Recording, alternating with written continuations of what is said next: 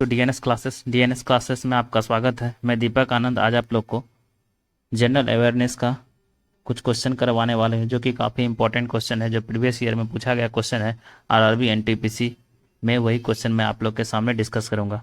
Friends, आप लोग जानते ही हैं जनरल अवेयरनेस का वेटेज 44 40 नंबर का है। तो आप लोग इसे ध्यान से देखिएगा, इसी टाइप का क्वेश्चन एग्जाम में देखने को मिलेंगे। चलिए देखते हैं, आज का पहला क्वेश्चन है। देखिए, ये काफ़ी इंपॉर्टेंट क्वेश्चन है, इस टाइप का क्वेश्चन आता ही आता है। देखिए, the national commission for womens was created by, राष्ट्रीय महिला आयोग किसके द्वारा बनाया गया था? The amendment in the constitution of India, भारत के संविधान में संशोधन करके।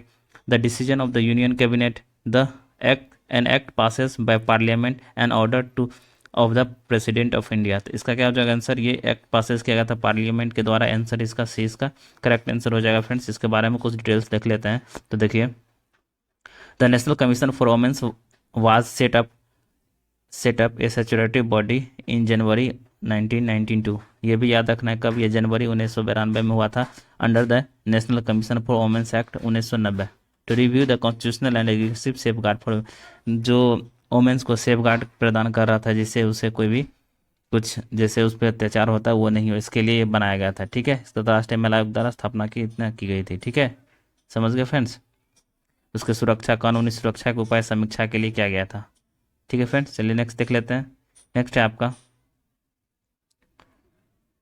नेक्स्ट है फ्रेंड्स ये क्वेश्चन, ये भी काफ़ी इंपॉर्टेंट क्वेश्चन है। अगर which one among the following statement is correct, कौन सा स्टेटमेंट करेक्ट है ये बताना हम लोग को। ऑल प्रोटीन्स आर इंजाइम, सभी प्रोटीन इंजाइम होते हैं। ऑल इंजाइम्स आर प्रोटीन, सभी इंजाइम्स प्रोटीन होते हैं। None of the enzymes is protein, और none of the proteins is enzyme. इसका करेक्ट आंसर कौन सा है? बी।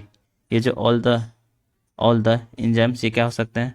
जो भी इंजाइम है वो क्या प्रोटीन हो सकते हैं, but all the proteins enzyme ये नहीं हो सकते। ये रिवर्स इसका गलत हो जाएगा, तो ऑप्शन बी इसका करेक्ट ऑप्शन हो जाएगा। फ्रेंड्स, इसके बारे में कुछ देख लेते हैं। देखिए, इंजाइम्स आर प्रोटीन, इंजाइम क्या है? प्रोटीन एक तरह का, which acts as the catalyst of the various reaction that occurs in the cellulose, जो एक कैटलिस्ट के तरह काम करता है, जिससे रेट ऑफ रिएक्शन को बढ़ा जाता है, जिससे रेट ऑफ रिएक्शन को ये इंक्रीज कर देता है। ठीक है, occurs cells, therefore all enzymes are proteins but not proteins, all proteins are enzymes। समझ गए? all enzymes प्रोटीन्स हो सकते हैं, बट ऑल प्रोटीन इंजाइम नहीं हो सकते हैं। समझ गए फ्रेंड्स? चलिए नेक्स्ट देख लेते हैं। नेक्स्ट है ये क्वेश्चन देखिए, करा Duncan passage is located between, Duncan मार्ग किसके बीच में स्थित है? South and little Andaman, little and greater Nicobar, north and middle Andaman, middle and south Andaman Andaman. तो इसका करेक्ट ऑप्शन हो जाएगा कहाँ पे? डंकन पैसेज, ये साउथ एंड लिटिल अंडमान के बीच में, ऑप्शन ए इसका करेक्ट ऑप्शन हो जाएगा। फ्रेंड्स, इसके बारे में देख लेते हैं कुछ डिटेल्स। देखिए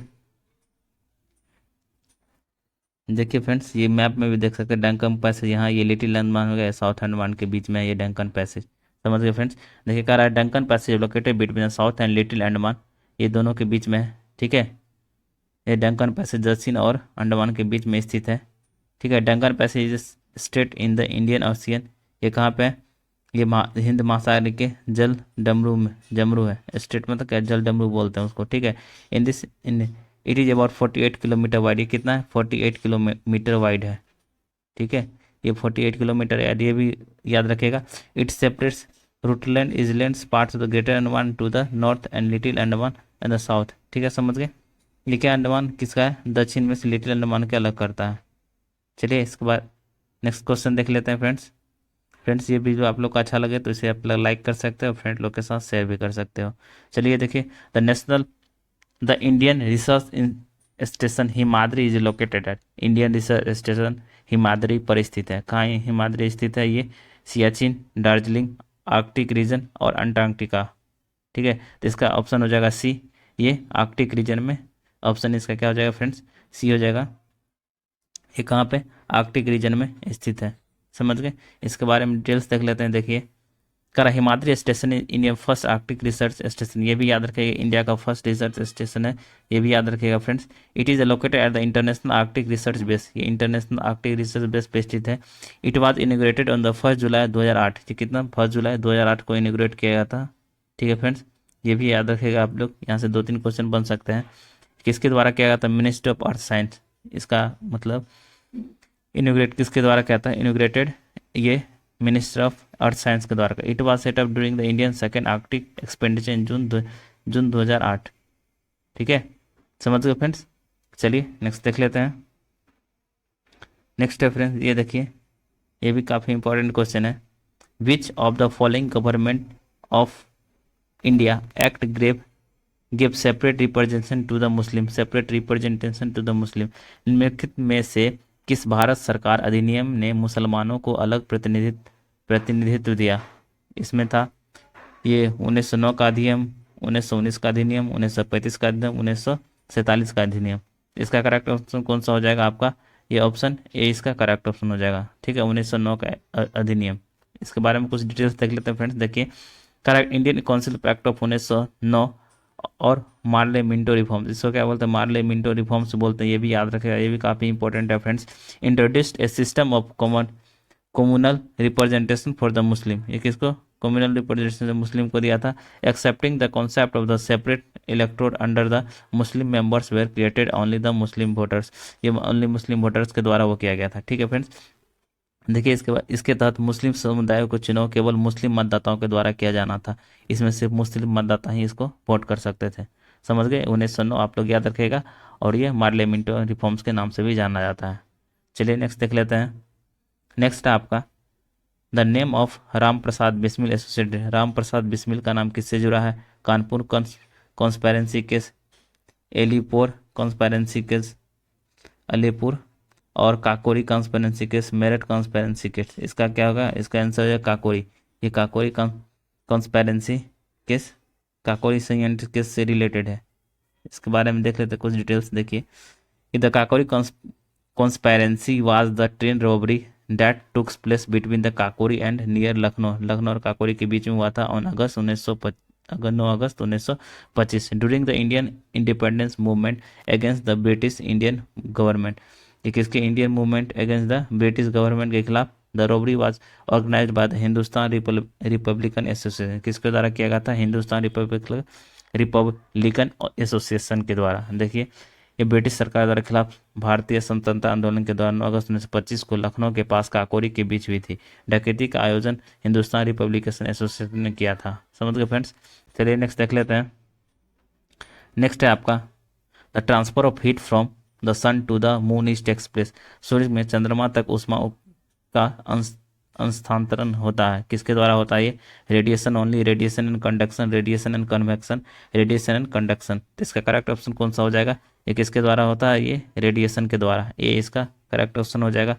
इसके बारे में कुछ डिटेल्स देख लेते हैं फ्रेंड्स। देखिए, radiation is the transfer of heat energy through space by the electromagnetic radiation. ठीक है, इसमें क्या इलेक्ट्रोमैग्नेटिक रेडिएशन के द्वारा होता है। समझ गए? चलिए नेक्स्ट देख लेते हैं। नेक्स्ट है the period of the pendulum depends on the pendulum का अवतार काल किस पर निर्भर करता है? मास, लेंथ, एनर्जी, एम्पलीट्यूड। तो ये किस पे करता है? ये लेंथ पे करता है। ठीक है, ऑप्शन बी इसका करेक्ट ऑप्शन है। आप लोग जानते थे इसका टी इक्वल टू 2π√L/g ये होता है। ठीक है, इसका वो एक्सप्रेशन। तो ये देखिए directly T directly proportional √L का है। तो ये किस पे डिपेंड करता है? एल पे डिपेंड कर रहा है ना फ्रेंड्स। तो यही हो गया, किस पे डिपेंड कर रहा है? ये टाइम पीरियड। ये किस पे कर रहा है? टी पे कर रहा है। यहाँ से आप लोग समझ सकते हो फ्रेंड्स। इसका ऑप्शन बी इसका करेक्ट ऑप्शन हो गया। देखिए, the time period depends on the length of the pendulum. समझ गए? चलिए नेक्स्ट देख लेते हैं। नेक्स्ट है आपका which one of the following countries is not a founder of member of OPEC. OPEC का कौन सा नहीं है? Algeria, Kuwait, Iraq, Iran. देखिए, इसका अल्जीरिया इसका करेक्ट ऑप्शन हो जाएगा।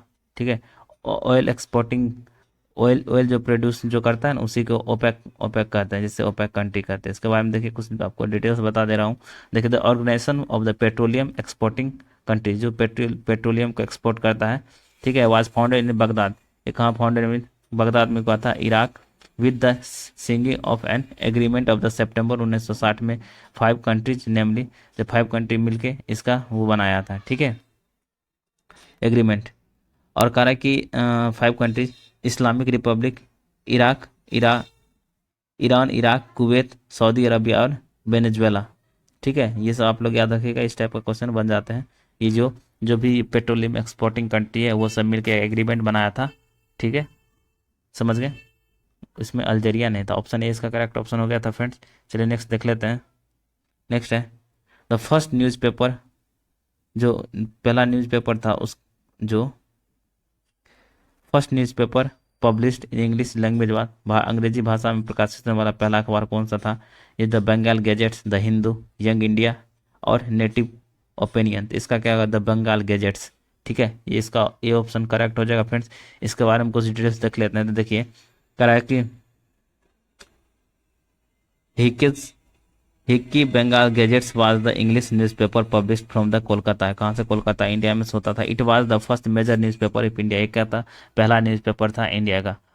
ठीक है, स्टार्टेड इन 1780। ये 1780 में किया गया था, ये भी आप लोग ध्यान में रखिएगा। It was publish in the 2 years. ये 2 ईयर के लिए पब्लिश हुआ था फ्रेंड्स, ये भी याद रखिएगा। और ये 1980 में स्टार्ट किया गया था। समझ गए? चलिए नेक्स्ट देख लेते हैं। ये फ्रेंड्स काफ़ी इंपॉर्टेंट क्वेश्चन है, जो प्रीवियस ईयर में पूछा गया क्वेश्चन है, वही मैं आप लोग के सामने डिस्कस कर रहा हूँ फ्रेंड्स।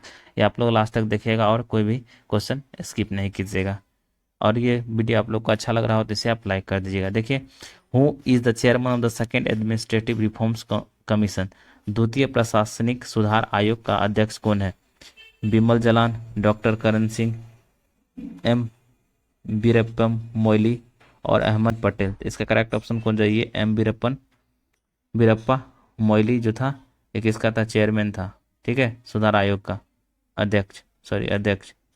ठीक है, इसके बारे में डिटेल्स देख लेते हैं कुछ। देखिए, the second administrative reforms commission was constituted on 31/8/2005 as a commission of inquiry under the chairmanship of Shri Veerappa Moily from the preparing of details blueprints of revamping the public administrative system. समझ गए? देखिए, अध्यक्ष के तौर पर सार्वजनिक प्रशासनिक प्रणाली को फिर से बनाने के लिए विस्तृत खाका तैयार किया, इसे गठित किया गया था। ठीक है, समझ गए फ्रेंड्स। नेक्स्ट देख लेते हैं।